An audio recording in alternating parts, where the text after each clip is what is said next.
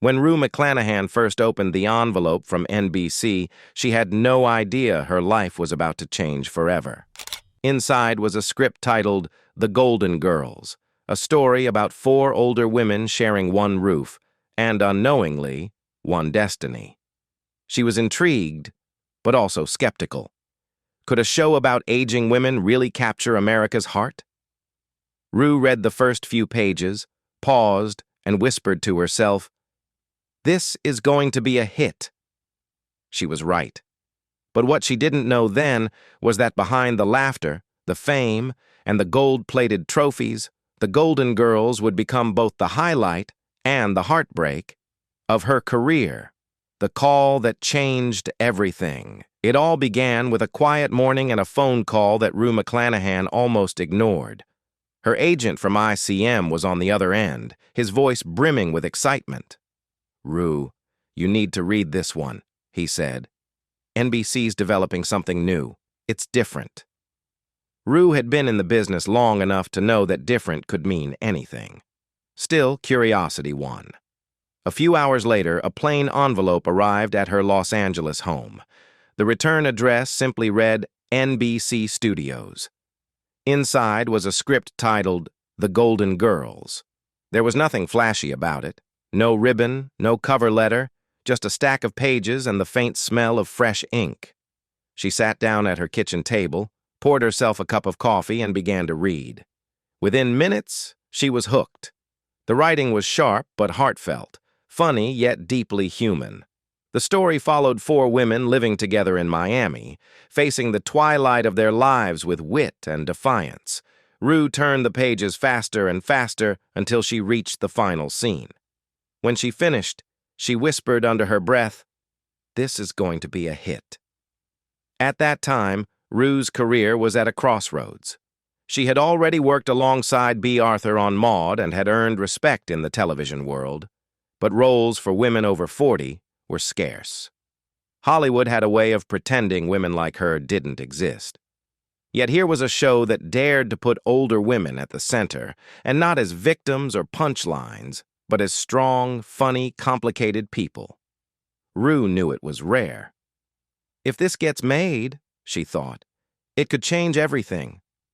Initially, she was told she'd be reading for Rose Nyland, the sweet, slightly naive Midwestern woman. Rue didn't feel it was her fit, but she trusted the process. When she arrived at the studio for auditions, she expected a standard reading. Instead, Director Jay Sandrich surprised her. "Rue," he said, flipping through his notes, "I want you to try something different." Read Blanche Devereaux. She hadn't rehearsed a single line as Blanche, but instinct took over. Her voice softened, her body shifted, her energy transformed. When she finished, the room fell silent. Then Sandrich leaned forward and said, "That's her. That's Blanche." Rue left the studio trembling, not with fear, but with the strange, exhilarating certainty that her life had just changed forever. The golden bond that wasn't. When The Golden Girls premiered on September 14, 1985, it became an overnight sensation. Within weeks, critics hailed it as revolutionary, a sitcom that gave women over 50 the spotlight without turning them into jokes. Rue McClanahan, Betty White, B. Arthur, and Estelle Getty became household names. Viewers fell in love with their chemistry, their comedic rhythm, and the warmth that radiated through the screen. The 4 of them laughed together, cried together, and tackled taboo topics, aging, loneliness, and love, with rare honesty. But behind that glow of success was a much colder truth. Rue later admitted that the camaraderie fans imagined wasn't quite real. "We weren't as close as the audience wanted us to be," she confessed in an interview years later. "We were colleagues, sometimes affectionate, sometimes distant, but we weren't family." The show's humor made it easy to forget that these 4 women came from very different worlds. B. Arthur was commanding and private, a stage-trained perfectionist who preferred solitude to small talk. Betty White, on the other hand, was warm, witty, and effortlessly social. loved by the press and by nearly everyone she met. Those differences, invisible to viewers, quietly built tension. By the second season, crew members began noticing that Bea grew irritated whenever Betty stole the spotlight in interviews. According to co-producer Marcia Posner-Williams, Bea used harsh language about Betty in private, words that stunned those around her. Yet in front of the cameras, professionalism prevailed. Their characters may have bickered, but they never let personal friction ruin a scene. Rue was the peacemaker. Having worked with Bea years earlier on Maude, she understood her moods better than anyone. When tempers flared, Rue stepped in to smooth things over, often staying late after taping to talk things through. Rue had a gift, one crew member later recalled. She could walk into a storm and come out with everyone laughing. But even that came at a cost. The emotional strain of holding the peace weighed on her quietly, especially as the years went on and the atmosphere grew more rigid. By the seventh season, the divide had become undeniable. Bea's departure in 1992 wasn't just about exhaustion. It was an escape. Rue respected her decision but admitted it broke her heart. "We made history together," she said softly, "but sometimes history hurts." Creative conflicts and the fight for respect. Rue McClanahan wasn't just an actress, she was an artist who believed deeply in the craft. But inside the Golden Girls production, creative control often belonged to executives and directors, not the women who brought those characters to life. Rue's frustrations grew quietly over the years, particularly when her suggestions were dismissed as irrelevant. In her 2007 memoir, My First Five Husbands and the Ones Who Got Away, Rue revealed one of her most painful memories. Her idea for the Golden Palace, the short-lived spin-off that followed the original show after Bea Arthur's exit. Rue believed the new series needed a fresh energy, a new character to balance the absence of Dorothy. It wasn't about replacing Bea, she explained. It was about restoring balance. But the producers refused. They were focused on profit, not depth. Rue wrote that their response was so cold. It wasn't worth a flea's belch. That single line made headlines. It was the clearest window into the quiet battles Rue had fought behind the scenes, not for fame, but for quality. She saw the Golden Girls as more than comedy. To her, it was social truth disguised as humor. When executives turned it into a commercial machine, she felt betrayed. Still, Rue continued to pour her heart into Blanche. She knew this role was her legacy, even if it sometimes felt like a cage. Ironically, she shared very little with her character in real life. Blanche lived for romance and attention. Rue craved peace and privacy. "Blanche was fantasy," she said. "I just gave her life." But the line between art and reality blurred when tabloids began portraying Rue as a middle-aged temptress, echoing Blanche's on-screen persona. She laughed it off in interviews, but privately, it hurt. "People forget there's a woman behind the wig," she once told a friend. Even her marriages, 6 in total, became fodder for gossip. To Rue, it was proof that the world loved Blanche, but never truly saw Rue. Blanche Devereaux, the woman behind the accent. One of Rue's greatest creative victories came in the voice of Blanche herself. The original script described Blanche as an Atlanta native, elegant, feminine, and sophisticated. Rue immediately felt something was missing. Her Oklahoma accent wouldn't fit the image. "She needed to sound like honey dripping off a spoon," Rue joked. Inspired by her mother's cousin, Aunt Pearl, who spoke in a curious blend of Southern charm and English pretension, Rue crafted the distinct musical drawl that became Blanche's signature.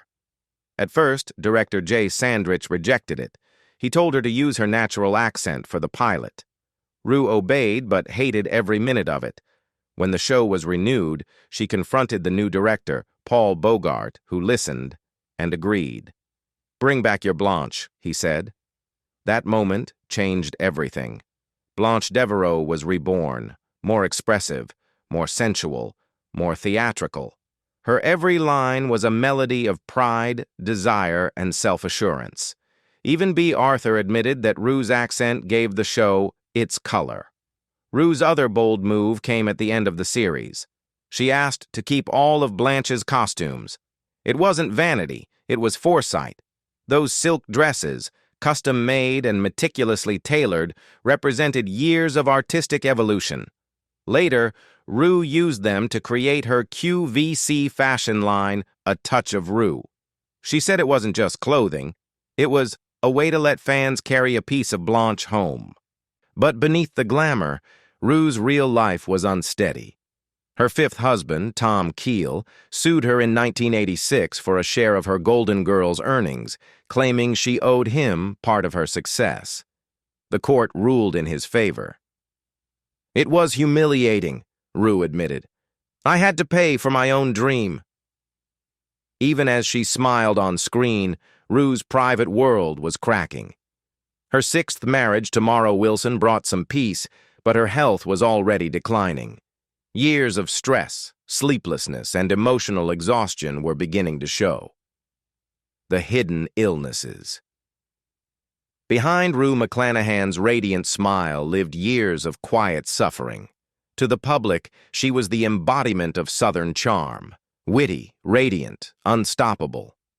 But those who knew her best saw the exhaustion in her eyes. Her body was failing long before the headlines ever said so. In 2005, while performing on Broadway in Wicked, Rue faced an invisible enemy: pain. The show's stage was steeply raked, forcing her to perform for months at an angle that aggravated her knees. At 72, she refused to complain, but the strain became unbearable. In 2008, she finally underwent knee surgery. The procedure should have been simple. Instead, it marked the beginning of her decline. After surgery, Rue's recovery was complicated by blood clots, a side effect of long immobility. She was placed on anticoagulant medication, warfarin, a powerful drug that thins the blood to prevent clots. But warfarin came with dangerous risks, especially when combined with other prescriptions. Rue had been taking lorazepam for decades to manage anxiety. Anxiety that traced back to her childhood during World War II, when her father left to serve overseas. She called those years the hour of the crash, a time when loneliness and panic set in like a nightly storm. In her later life, the attacks returned stronger than ever. She described trembling at dusk, her heartbeat racing uncontrollably. "It's as if my body remembered being abandoned," she once said. Doctors prescribed sedatives to calm her nerves, but these same drugs made her vulnerable to the very condition that would later end her life. Friends noticed her struggle. She laughed on camera but moved slower, often gripping railings backstage. Her sense of humor never faded. She called her final comedy tour sit-down comedy, joking that she no longer stood for anything except applause. But the truth was darker. Rue was in pain. Physically, emotionally, and silently. The final confession and legacy. In early 2010, Rue McClanahan recorded her final long-form interview with the Television Academy. For nearly 3 hours, she spoke candidly about fame, about friendship, and about the things she wished had been different. She confirmed that she was the one who convinced B. Arthur to join the Golden Girls, persuading her that it wouldn't just be another Maud. She also admitted that B and Betty's relationship was never warm, though she avoided assigning blame. "We were professionals," she said. "That's what kept the show alive." When asked about the Golden Palace, her tone shifted. Rue sighed deeply, recalling how her creative input was dismissed by producers chasing profits. "It was never about us," she confessed. "It was about syndication." For a woman who valued storytelling above money, that truth stung the most. Just weeks before her passing, Rue attended B. Arthur's memorial in New York City. She was frail but radiant, delivering a short, heartfelt speech. "She was the real thing," Rue told the audience, her voice trembling. And she made me better. No one in the theater could have guessed it would be Rue's final public appearance. On June 3, 2010, Rue McClanahan died at New York Presbyterian Hospital after suffering a massive stroke caused by a brain hemorrhage. She was 76.